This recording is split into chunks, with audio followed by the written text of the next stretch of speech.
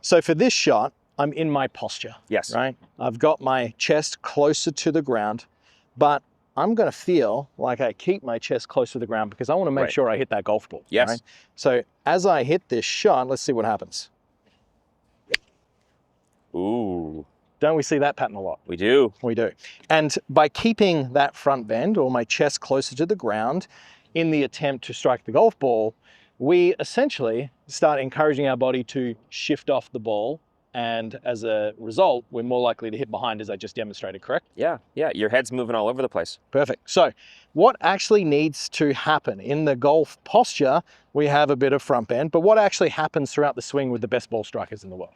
They're able to stay fairly centered with their head position. Okay. And in order to do that, the front bend that they have at setup, they actually lose it as they work into their backswing. So they go from more of a state of flexion in the body, and they're going to extend as they turn. Now, if I was to do what most players would intuitively do, if you said, get into your golf posture, keep your head still, Yeah. they'll end up doing this. Your head still. Or they'll do this. Yes, yes. Actually, which we don't really see that much, the old No, not really. reverse hip slide. But there is a few players out there that do it. Yep.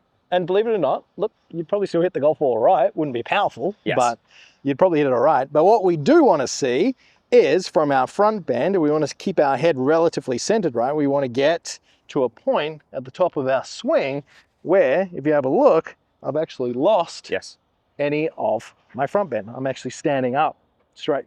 Yeah, you exchange the front bend for side bend. There's three main bends in the golf swing, let's call it that. We've got the front, we've got the turn, and then we've got the tilt. And what happens is as we make our rotation, we replace the front bend with side bend. And that allows us to keep our head still. And that's all fair and well. Yes. But if I get to the top of my swing now, Riggs, and I've kept my head centered, I've lost that front bend, I'm in a great position. If I keep in that position, I'm going to swing over on top of the ball and start swinging across it. Yep. And if we look at someone like Nelly Korda is a great example of it. In transition, we're going to see there's this huge almost reflexing of that front bend. Correct. What happens and why? So you have to get back into front bend. So if you go back to the top of the swing where you've lost all that front bend, you're now in more of an extended position. As you start to work into the downswing, I need you to be able to squeeze your abdomen down into my golf club. That's going to be you keeping the chest down, reflexing before you're going to inevitably need to extend again through the strike. Yeah.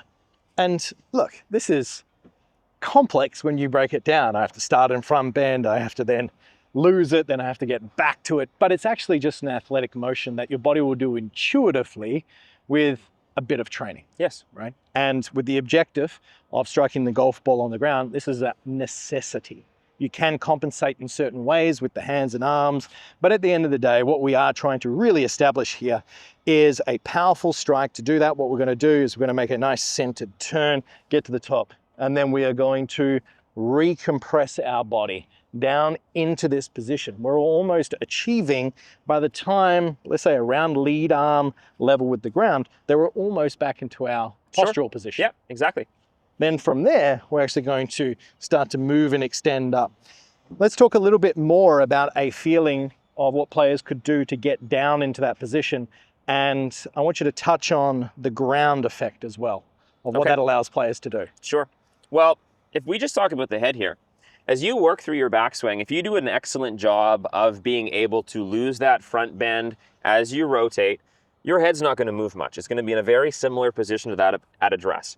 Now, as you start your downswing, I actually want you to feel like you fall closer to the ground. I want you to feel like your knees flex again. You still have flexion in the hips, so your chest is nice and low. So if we look at things from a height standpoint, if you go back to the top of the backswing, I want you to lower as you start that downswing. Yeah. Now, if you've lowered, this is very similar to if you wanted to go jump really high, you would initially squat. Yeah. So you would get engaged, you would be able to then push back into the ground more because of that lowering. Yeah. Yeah, absolutely. And it feels very powerful when you do this slow motion, 100%. I must say. From address, I don't really feel much, but as I then extend my body, and then recompress down in this position. I feel like I'm shifting Yes. so much weight and force down into the Exactly. ground, which, to be honest, makes me just feel through the impact that I want to stand up and explode. Yes. Instead of staying down in our posture, right, from our front bend, keeping it throughout the swing, Right. what we do need to do is from our address, we need to ensure that we are extending our body, head staying nice and stable, maintaining that, lowering a little bit down into the downswing, which engages, and then coming up out of it. Correct. Anything you'd like to add to tie a knot on this for the players at home?